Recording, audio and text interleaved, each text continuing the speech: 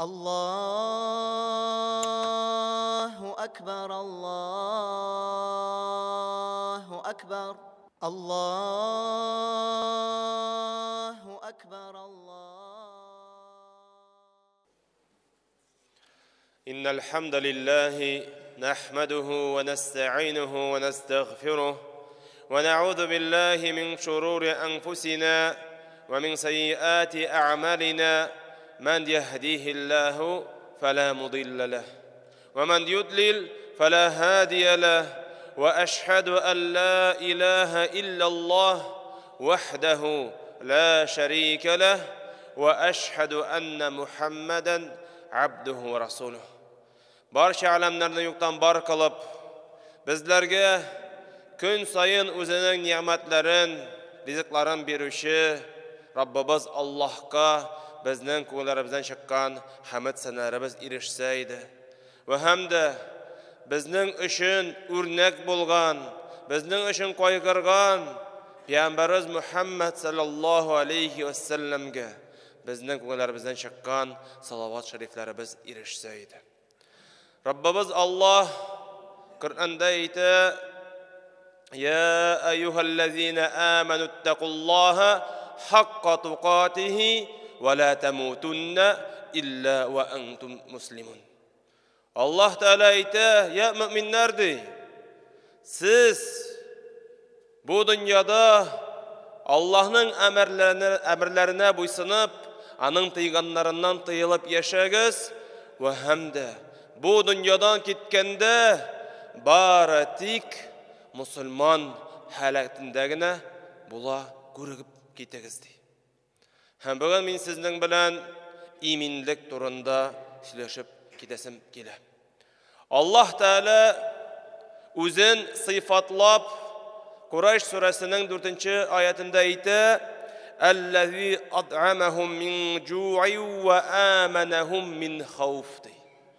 Ul Allah qaysi açlık vakitinde bizni aşatuvchi, rizqlandıruvchi ve hem de xavf xatarlardan saqlovchi di Allah Teala.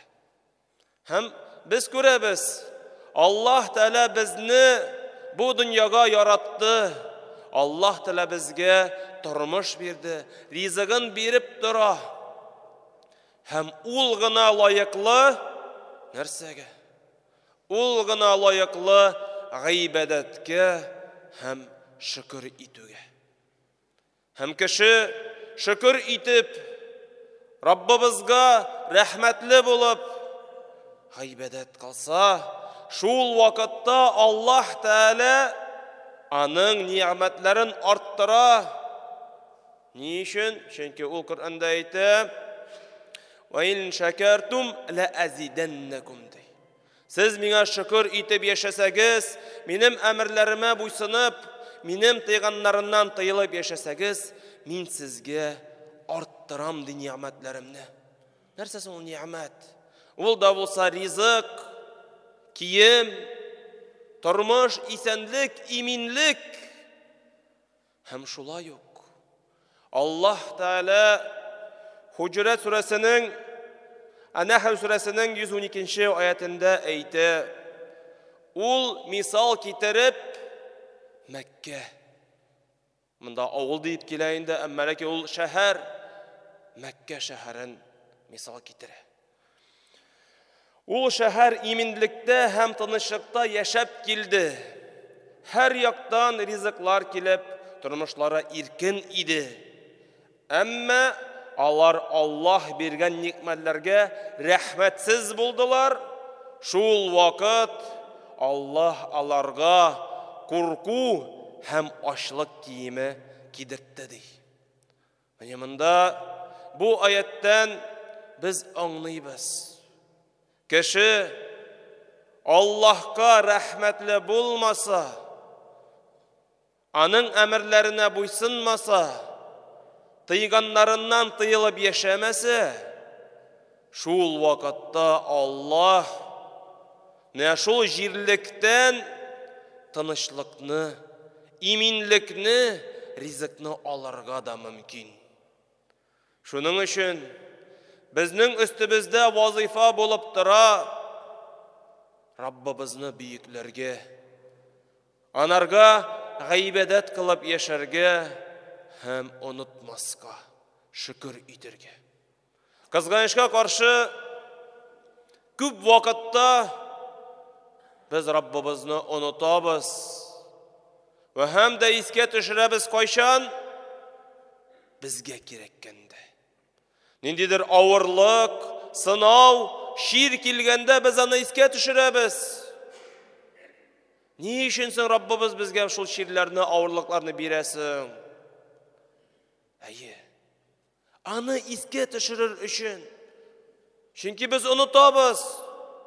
Безгә шатлыклы вакытта, рәхәт вакытта онытабыз анарга шөкер итәргә.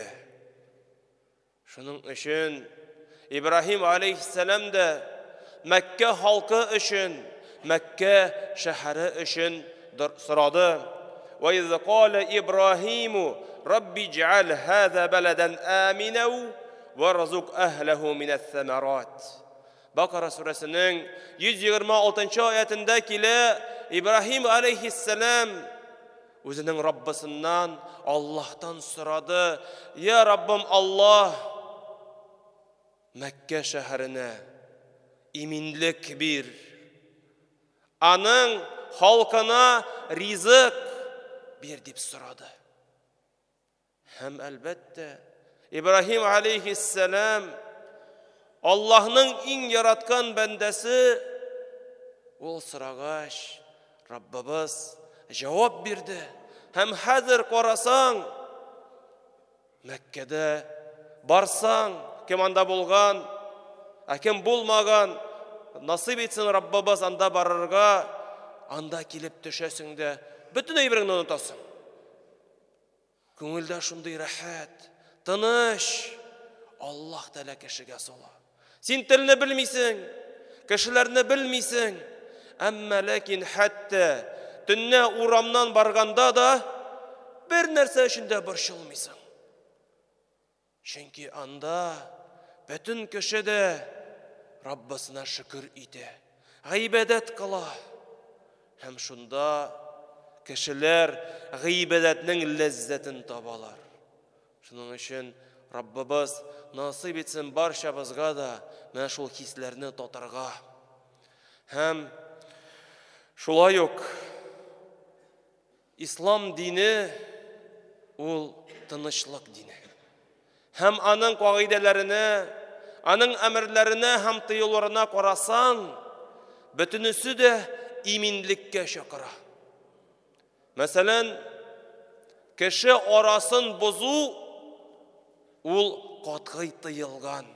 Һәм Пәйгамбәрбез саллаллаһу алейхи ва саллям әйтә, кеше арасын бозучы җәннәткә кирмәс ди. Ни өчен? Чөнки ниндидер низа килеп чыкса, кеше ике кардәш арасында шул вакытта тынычлык бетә. Яки ул берәр нәрсә эшләсә, икенче кешеләргә дә шул кагаларга мөмкин. Шуның өчен Ислам дине чакыра иминлеккә, тынычлыкка. Һәм Аллаһ Тәала Коръәндә әйтә, Хуҗурат сүрәсенең 10 аятында: "Иннамал муъминуна ихва." Чынлыкта мөэминнәр бер-берсенә карата кардәшләр ди. "Фа аслиху бәйнә ахвайкум." Һәм сез шул ике кардәш арасындагы мөнәсәбәтләрне ныгытыгыз ди. Тату булыгыз ди. Шуның өчен без күрсәк, ике кардәш тавыш күтәреп сөйләшсәләр, яки ниндидер аларның авырлыклары булса, без булышырга тиеш. Чөнки кеше үзенең кардәшенә булышса, Аллаһ Тәала анарга ахирет көнендә булышыр ди. Һәм Пәйгамбәрбез дә саллаллаһу алейхи ва саллям әйтә, мусульман кешесе үзенең кардәшенә булышса, ул миңа карата яхшырак, һәм мин аны күбрәк яратам, кеше минем мәчетемдә и'тикаф кылса ди.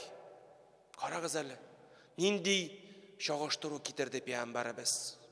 И'тикаф кылу инде ул Рамазанның соңгы 10 төнендә, 10 көнендә мәчеттә булу. Һәм Пәйгамбәрбезнең мәчетендә бер намаз уку, ничә намазга тиң?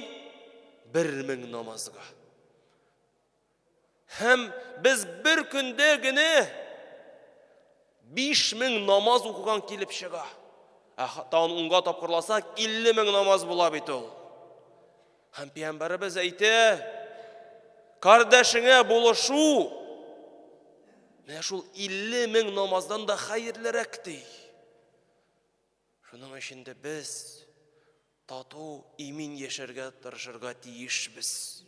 Һәм шулай ук дуаларга карасак та, Пәйгамбәрбез саллаллаһу алейхи ва саллям безне өйрәтте. Һәм берничә дуа сында әйтеп китәсем килә. Пәйгамбәрбезнең дуасыннан килә, ул безне өйрәтте. Аллаһумма инни ас'алука ал-афия фид-дунья вал-ахирah. Эй Раббым, мин синнән дөньяда да, ахирәттә дә афу итүеңне һәм иминлек бирүеңне сорыйм ди. Менә шулай Пәйгамбәрбез безне өйрәтте шундый дуа кыларга. Яки икенче дуада килә: Аллаһумма инни а'удhu бика мин фитнатил махья вал мамат. Тормышта була торган фитнәләрдән һәм үлем фитнәләреннән сиңа сыйынам ди. Шулардан иминлек бир дип Пәйгамбәрбез безне өйрәтте шундый дуалар кыларга.